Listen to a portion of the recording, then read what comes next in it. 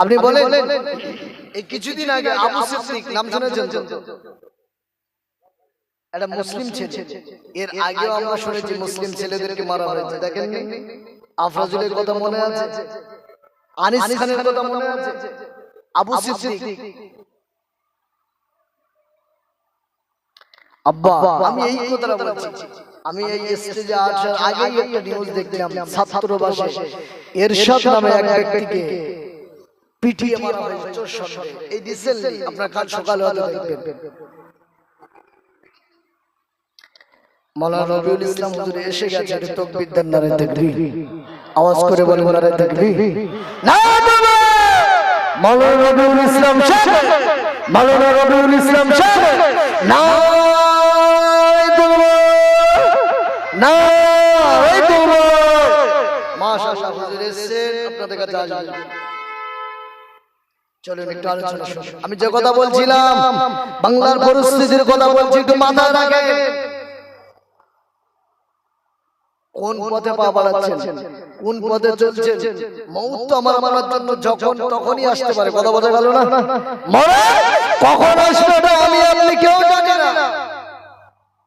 একটা ছেলেকে পিটিয়ে মারা হচ্ছে। পুলিশ যারা আমরা জানি তারা আমাদের রক্ষক, কথা বোঝা গেল না? তারা আমাদের গাইড দেয়, কিন্তু বর্তমান সময় ওই পুলিশের বিরুদ্ধে কিছু পুলিশ তাদের মন মানসিকতা এত নিচু পর্যায়ে পৌঁছে গেছে, তার ছেলেকে আসামিকে লোকাবে নিয়ে পিটিয়ে মেরে হচ্ছে। এটা এই একটা ঘটনা, এমন ঘটনা ভরি ভরি আছে। বলে আনিস খানকে যেমন দ্বিতীয়বার ময়নাতদন্তের জন্য তোলা হয়েছে, আবু সিদ্দিককেও সেম। দেখেছেন তো? আমি কথার কথা বলছি, এটা যদি আমার কোনো হিন্দু ভাই হতো তাদের যে কাজ পুড়িয়ে দিত, দ্বিতীয়বার বলা সম্ভব? কথা বলে তাহলে প্রথম যে তদন্তটা হয়েছে তাহলে সেটা কি হয়েছে? তার উপরে কোর্ট ভরসা করতে পারছে না, এর দ্বারা এটাই বোঝা যাচ্ছে আপনি কোন পদে পাওয়া আছে।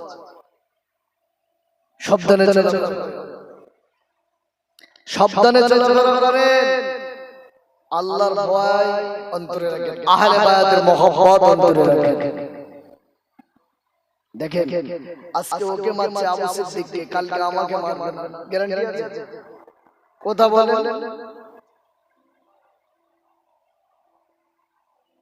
আল্লাহ আমাদের হেফাজত করেন, মন খুলে বলেন আল্লাহুম্মা আমিন। আমি আপনাদের যে কথা বলছিলাম আহলে বায়াতের মহব্বতের কথা, ও আহলে বায়াতের মহব্বতের কথা আমি বলছিলাম, কারবালার কথা আমি আপনাদেরকে শোনাচ্ছিলাম। চলুন মেন পয়েন্টের কথা আমি আপনাদেরকে একটু শুনিয়ে দিয়ে যাই। আল্লাহ নবী সাহাবী হযরত ওমর রাদিয়াল্লাহু আনহু, হযরত ওমর রাদিয়াল্লাহু আনহু তিনি ভাতা প্রদান করলেন, সাহাবীদেরকে ভাতা দেন।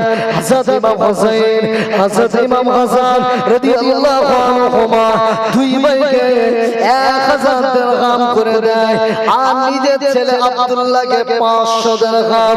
আমি যদি সিম্পল ভাবে বোঝাতে চাই, ধরুন 1000 টাকা দিয়েছেন হযরত ইমাম হাসান হুসাইনকে, আর নিজের ছেলে আব্দুল্লাহকে 500 টাকা দিয়েছেন। আমি যদি আপনাদেরকে বলি ছেলে আব্দুল্লাহ আব্বা ওমরকে প্রশ্ন করলেন, আব্বা জান আপনি কেন হাসান হুসাইনকে 1000 দিরহাম দিয়েছেন, আমার বেলা কেন 500 দিয়েছেন? হযরত ওমর কি জবাব দিচ্ছেন জানেন? ও বাবা আব্দুল্লাহ, তুমি কি জানো বাবা হাসান হুসাইনের মর্যাদা? তুমি কি জানো তোমার কি হাসান হুসাইনের মতো একজন আব্বা দেখাতে পারবে? হাসান হুসাইনের আব্বা জান যিনি, তিনি হলেন হাসান আলী। হাসান হুসাইনের মা যিনি, তিনি হলেন হাসান ফাতেমা জাহরা রাদিয়াল্লাহু আনহা।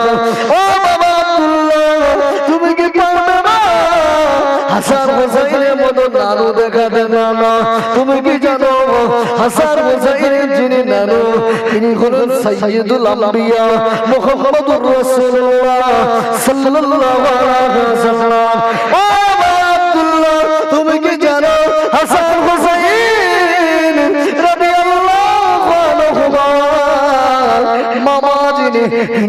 হযরত ইব্রাহিম রাদিয়াল্লাহু আনহু তুমি কি পারবে ইব্রাহিমের মতো একজন মামা জোগাড় করতে? ও বাবা আব্দুল্লাহ তুমি কি জানো হাসান হুসাইনের চাচা যিনি তিনি হলেন মুসলিম বিনা তিনি হলেন হযরত জাফর ইবনে আবি তালেব। ও বাবা আব্দুল্লাহ তুমি কি পারবে বাবা হাসান হুসাইনের মতো খালা জোগাড় করতে? হাসান হুসাইনের খালা হলো উম্মে কুলসুম বিনতে মুহাম্মদুর রাসূলুল্লাহ, রুকাইয়া বিনতে মুহাম্মদুর রাসূলুল্লাহ। এমন পরিবার, এমন আলা খানদান তুমি কি দেখাতে পারবে বাবা?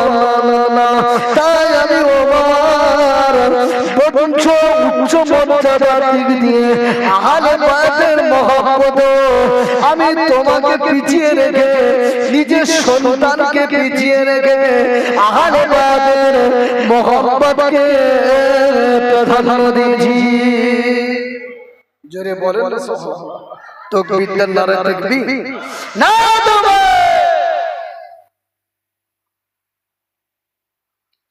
নিজের সন্তানকে আর বর্তমান সময় কি কথা বলেন, নিজের লোক ভুল করলেও আর অপর গরিব মানুষ চুরি করেছে ভুল করে ধরে বিচার ওর হবে। কথা বুঝতে পারছেন না?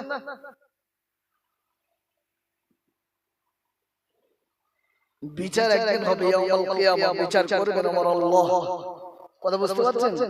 সূক্ষ্ম বিচার, ন্যায় বিচার, কোন পক্ষপাতিত্ব চলবে না। ওই দিনই তো দেখা যাবে বিচার। কথা বোঝা গেল না? মুহররমের কথা বলছি, 10 মুহররম আমরা লাঠি খেলা না করে, গান বাজনা না বাজিয়ে, হায়াসেন না করে, ছুরি দিয়ে শরীর দিয়ে রক্তপাত না করে আমরা বসেছি আহলে বায়তের আলোচনা করছি। অসুবিধা হচ্ছে?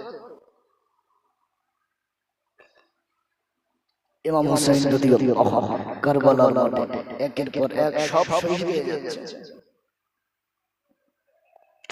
শেষ প্রান্তরে হাসান ইমাম হুসাইন রাদিয়াল্লাহু আনহু হুজুর কারবালার মাঠে যাবেন। হুজুরের যে ঘোড়া ছিল দুলদুল, হুজুরের ঘোড়া ছিল দুলদুল, জুলফিকার নামক তরবারি। আমার নবী পাকের মাথা পাগড়ি, গায়ে আম্মাজান ফাতেমা জাহরা চাদর। ইমাম হুসাইন হুজুরের মাথার দিকে তাকালে মনে হয় যেন কারবালা মাঠে মুহাম্মদুর রাসূলুল্লাহ দাঁড়িয়ে আছে। জোরে বলুন না সুবহানাল্লাহ। ইমাম হুসাইন হুজুরের তলোয়ারের দিকে তাকালে মনে হয় যেন কারবালা মাঠে হযরত আলী হুজুর দাঁড়িয়ে আছে। ইমাম হুসাইন হুজুরের গায়ের চাদরের দিকে তাকালে মনে হয় যেন কারবালা মাঠে আম্মা ফাতেমা জাহরা দাঁড়িয়ে আছে। হুজুর যাবেন, তাবতে কান্নার বোন যাইরাম ঘোড়া দুলদুলের পা জড়িয়ে ধরেছে। ভাইজান যে গিয়ে যা ফিরে আসে না, ভাইজান আপনি যাবেন না, আপনি গেলে আসবেন না। ইমাম হুসাইন রাদিয়াল্লাহু আনহু পরিবারকে সান্ত্বনা দেয়, শুধু অসুস্থ ছেলে জাইনাল আবেদিন তিনি তাবুতে আছেন, পরিবারের একজন পুরুষ ইমাম জাইনাল আবেদিন তাবুতে আছেন। ইমাম হুসাইন রাদিয়াল্লাহু আনহু বীর বিক্রম ভাবে দুলদুলের ঘোড়ায় চড়ে কারবালার মাঠে নেমে গেছে। ইমাম হুসাইন রাদিয়াল্লাহু আনহু হুজুরের লড়াই শুরু করে দিয়েছেন। না না দেখতে পাবে না। ইমাম হুসাইন রাদিয়াল্লাহু আনহু হুজুরের তলোয়ারের আঘাতে কাফেররা কচুকাটা হয়ে যায়, মুনাফিকেরা নিশ্চিহ্ন হয়ে যায়। ইমাম হুসাইন রাদিয়াল্লাহু আনহু যত সময় যায় হুজুরের পানির তৃষ্ণা বেড়ে যায়, যত সময় যায় হুজুরের পানির তৃষ্ণা বেড়ে যায়। সময় অতিবাহিত হলো, হুজুর কমসার হয়ে গেলেন, জমিনে লুটিয়ে পড়লেন। কিন্তু না না, ইমাম হোসেন রাদিয়াল্লাহু আনহু হুজুর ওই দিনে শেষ সময় বললেন, আজকে শুক্রবার, নামাজের ওয়াক্ত হয়েছে, আমাকে কি নামাজ পড়ার সুযোগ করে দেওয়া হোক। হযরত ইমাম হোসেন রাদিয়াল্লাহু আনহু হুজুরকে নামাজের সুযোগ করে দিয়েছিল। আবার কেউ বলেছে নামাজ পড়েছে, আবার কেউ বলেছে নামাজ পড়ার সুযোগ দেওয়া হয় না, নামাজ পড়া অবস্থায় শহীদ করেছে। ইমাম হোসেন রাদিয়াল্লাহু আনহু হুজুরের মাথা মোবারক, সার মোবারক কাটবেন, কারো সাহস হচ্ছে না, কিন্তু এই লানত, এই বদদুয়া কিয়ামত পর্যন্ত পেয়ে যাবে। কারো সাহস হচ্ছে না, যে সবাই ঠেলাঠেলি করছে, বুঝতে পারছেন? সিমরজিৎ জৌশন নাম আছে, ওই ব্যক্তি ইমাম হোসেন কাকা। লম্বা ইতিহাস, আমি আপনাদেরকে কারবালার এজিদ সম্পর্কে কথা বলছিলাম। এজিদের শাসনামলে হাজারো বোঝাতে চাই এজিদ নিষ্পাপ ছিল, এজিদ নিষ্পাপ ছিল না। ওমর ইবনে আব্দুল আজিজ রাহমাতুল্লাহ আলাইহি হুজুরের সময়ে হুজুরের এক মজলিসে এক ব্যক্তি বললেন, এজিদ রাদিয়াল্লাহু আনহু বা এজিদ রাহমাতুল্লাহ আলাইহি, কিন্তু না না, এই কথাটা ওমর ইবনে আব্দুল আজিজ রাহমাতুল্লাহ আলাইহির কানে গিয়েছে। হুজুর বলল, এজিদের শানে কে রাহমাতুল্লাহ আলাইহি বলেছে? ব্যক্তি দাঁড়িয়ে গিয়েছে, এজিদকে রাহমাতুল্লাহ আলাইহি বলার কারণে হযরত খলিফা ওমর ইবনে আব্দুল আজিজ রাহমাতুল্লাহ আলাইহি হুজুরকে শাস্তি দিয়েছিল। হুজুর ওই ব্যক্তিটাকে এজিদকে রাহমাতুল্লাহ বলার কারণে 100 আঘাত প্রহার করেছিল। যে আমার নবী বংশের সঙ্গে এত দুশমনি করেছে, তার সঙ্গে রাহমাতুল্লাহ আলাইহি লাগাব লাগাও। এজিদের আজও কিছু আছে তারা দালালি করছে। এজিদের ডাইরেক্ট দোষ ছিল না, ওর নেতৃত্বে সব হয়েছে। এজিদের নেতৃত্বে কাবা শরীফে আগুন লাগিয়েছে, মসজিদে নববীতে আযান বন্ধ করেছে। এজিদের নেতৃত্বে মদিনায় অত্যাচার চালিয়েছে। সব শেষ, ইমাম যায়নুল আবেদিন রাহমাতুল্লাহ আলাইহি, ইমাম যায়নুল আবেদিন যখন এজিদের কাছে পৌঁছালো, ইমাম যায়নুল আবেদিন দাবি রেখেছিল, আব্বা জানের সাম মোবারক আমাদেরকে দিয়ে দাও, সসম্মানে মদিনায় পৌঁছে দাও এবং দামেস্কের জুমা মসজিদে আমাকে জুমার নামাজের ইমামতি করতে দাও। ইমাম যায়নুল আবেদিন বলেছিলেন, এবং আব্বা জানের দোষী যারা আব্বা জানের প্রতি অত্যাচার করেছে